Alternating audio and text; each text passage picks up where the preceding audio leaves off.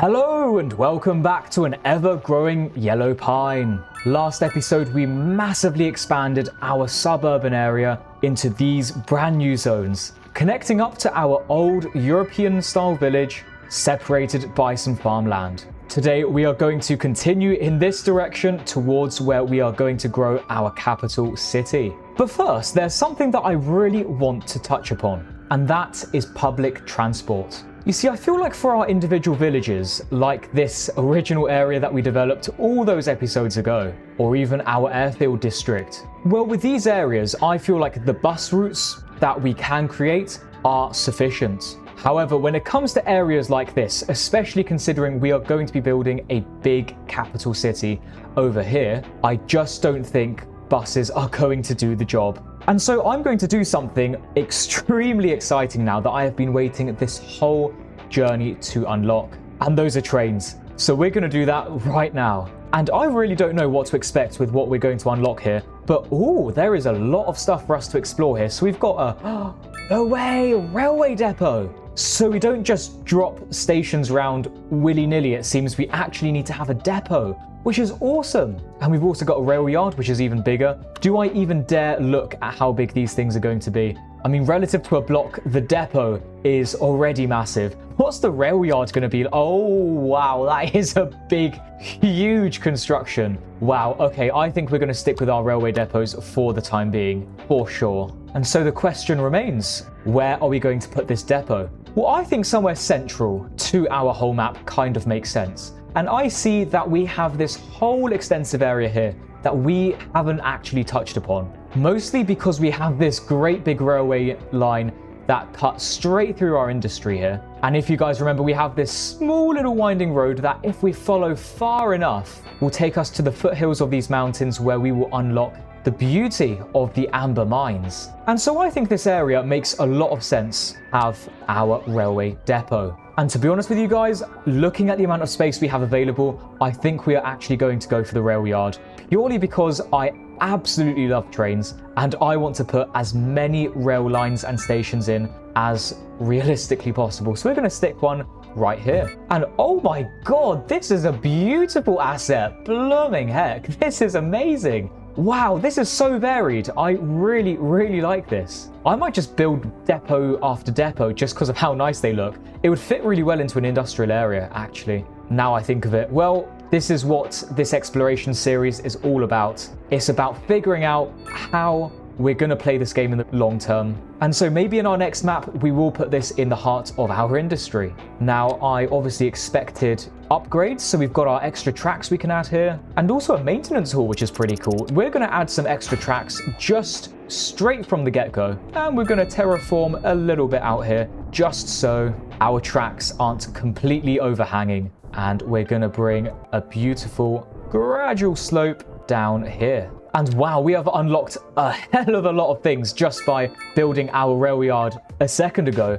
So let's see what we've got. So we've got a small train station, a medium one, a standard size station, a terminus, oh that's cool, and a cargo train terminal, oh very nice. And we've also got a transfer station, so how does this differ from the train terminal? Okay, so this one you can actually go through. Oh, that is awesome. That is so cool. And so I guess our next question is, where are we going to put these stations? Well, if we start off in our original area that we developed all those episodes ago, I think it would be great if we had at the very least 2 stations. I see us having a station around our Suburbopolis region and also one by our industrial area. Now, where on earth in our area here could we put a station? I think it makes the most sense to have one here. It's going to infringe on our green space we developed here. However, I'm going to do my best to reroute the train line away from it as much as we can.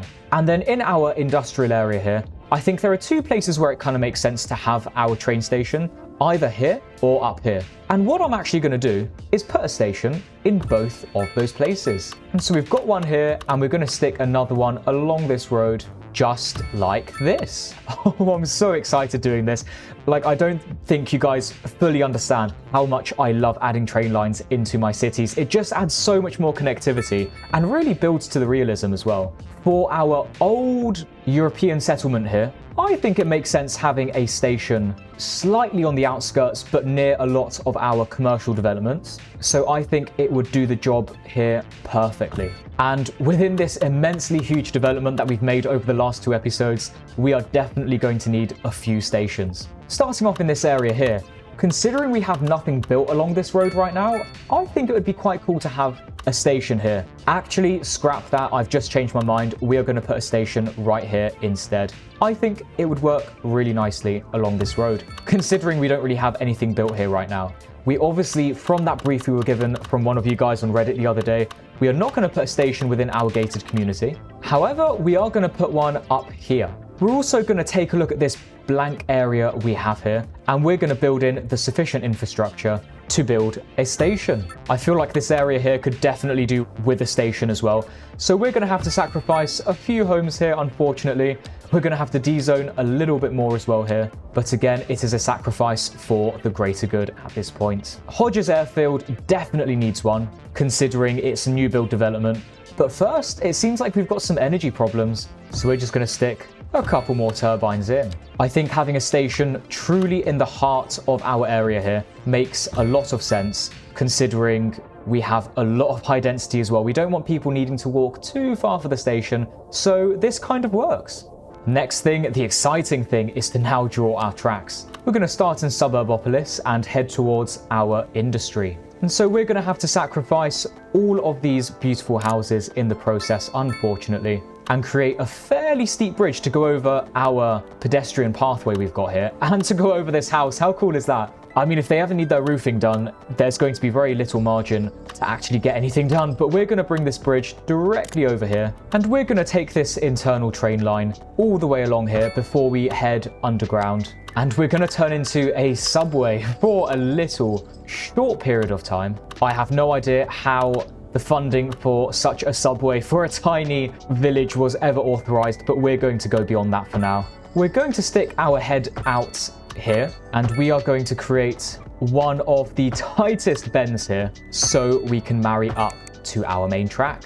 We're now wanting to go from here to our other newer industry area, and so we are once again going to head underground. We're going to bring this line winding right by the shoreline, and this is a part of City Skylines 2 and just the general city building game structure that I kind of disagree with, because railways come pretty early on in a city. Sometimes, especially when you look at cities from 100 years ago, they were built around their railway tracks. So when we abide by the rules of the game and we unlock them slowly and gradually, it doesn't really make sense that we have so many of these tracks underground. And I think that's something I'm going to bring into my next series, where we might have everything unlocked from the beginning just to create slightly more of a realistic city. But for now it's fine, because we are just exploring this game for the first time. Okay, so we've connected our suburban area here all the way to our industries in 2 locations. I really want to connect Hodges Airfield to our suburbs now, so we are going to unlock a couple of tiles just to do this. Hopefully we don't have to spend too much money, although, I mean, who's keeping count at this rate?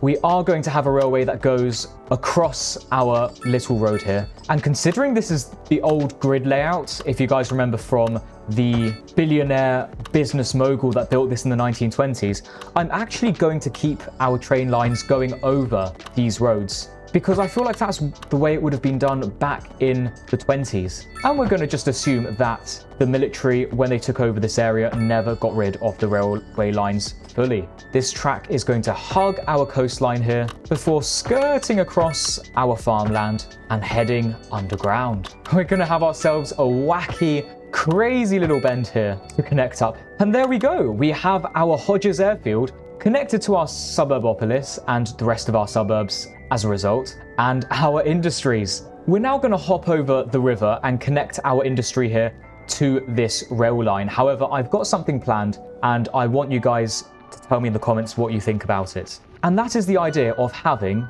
2 separate train lines. So we're going to have the train line, obviously, from Hodges Airfield through this area, and we're going to connect up to this rail line here before connecting on. I feel like we should have that rail line on the left. However, these 3 stations on the right should connect and meet up at the next station down here with our other line. So strictly speaking, all of these stations on the right are not going to be directly connected to the ones on the left. But I feel like that kind of makes sense because our valley does split into all sorts of directions. And I feel like it makes sense that the stations here go to the left, whereas the stations here continue in this direction and to the right.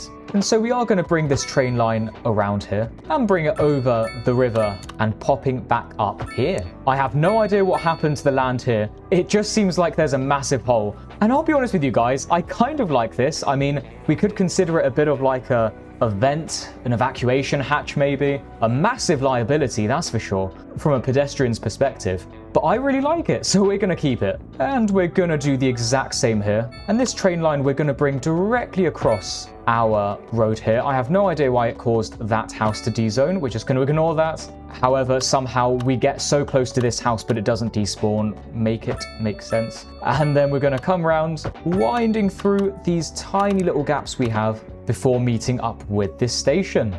We're then going to try and avoid tunnels and bridges as much as we can here, only justifying one under here before we pop out. We're then going to dig underground again, making sure we stay well away from the gated community. Because if you guys remember in the brief from our wonderful Reddit commenter, they said that the residents here were strictly against any form of infrastructure from coming under their property. And then we're going to marry up our tracks as well as we can. My goodness, what a mess, but it does the job. Oh no, someone's exclusive property is on fire in our gated community. Let's hope our fire engine can get there in time. It seems like it's going to just about, although all of these winding pedestrian streets are not helping. Oh wow, that fire is raging, and they've done the job. Fair enough, very good. Well, I'm happy to see our services are working efficiently.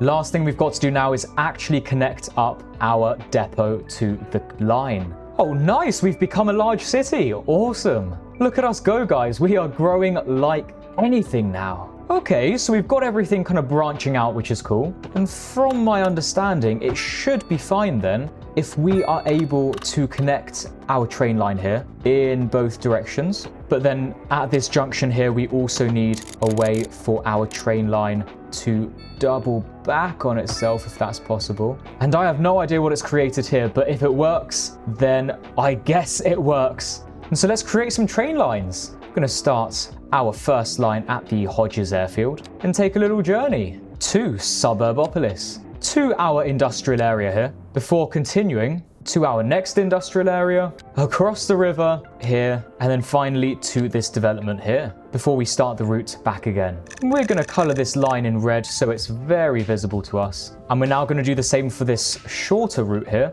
starting here, heading into some residential areas now, all the way here, and we're going to do the same where we begin back here and find our way back home. And there we go, we've got our second train line up and running. And our first one's already got 2,000 passengers? I mean, that's already dwarfing our bus lines. That is amazing. I mean, I'm not surprised because that line does connect some very critical places that are fair distances apart. So I'm glad that's working. That's really, really cool. What we're going to do, guys, whilst we're here is actually buy this tile and build something pretty cool. And that is a transfer station. So we're going to stick it down here, away from everything, and bring this road down here to marry up to this roundabout. And we are going to connect up these train lines so we can actually start to export goods. I think this is going to be such a good thing.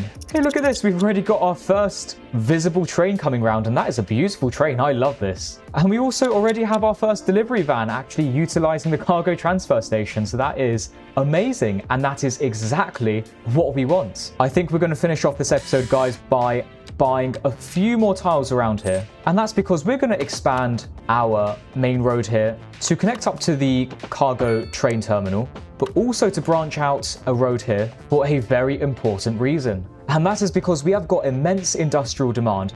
And I have come to the realization and acceptance that realistically, this is the best place for our industry to go when thinking about wind. And so although I wanted to retain this area as a small little village, we are going to significantly expand our industry here. And a simple grid system will do the job here. And we're just going to spawn as much industry as we possibly can to facilitate the ever-growing city that we have. We're going to put some offices alongside the main road here, perhaps administrative buildings for the industry. And in this direction, we're actually going to have a road that goes under and sticks its head back out here, so we can put even more beautiful grids in this area. And whilst we're at it, we will get our incineration plants very conveniently connected up to this road. We're going to stick a few more offices around here. However, the rest is most definitely going to become industry. I think it makes sense for us to go back underground here just to stick our head back up here to make a proper loop of the road. And we'll just have these roads fairly organically, hopefully it will come across as organically, branching off. And hopefully all of this industry, considering we're probably doubling the size of what we currently have, will satisfy the demands of our people. And considering we've got high density demand at the moment, how about we build ourselves a small community here of low rent housing so we make sure we don't run out of employees to work in our industrial area. Maybe we can have a bridge that connects up here so the people don't have too long of a commute to actually get to their workplace. We're going to make sure we have an elementary school here. We'll give them a small medical clinic also. Considering how much industry we have here, I'm actually going to put our first city asset that we have ever plopped down, and that's going to be a city firehouse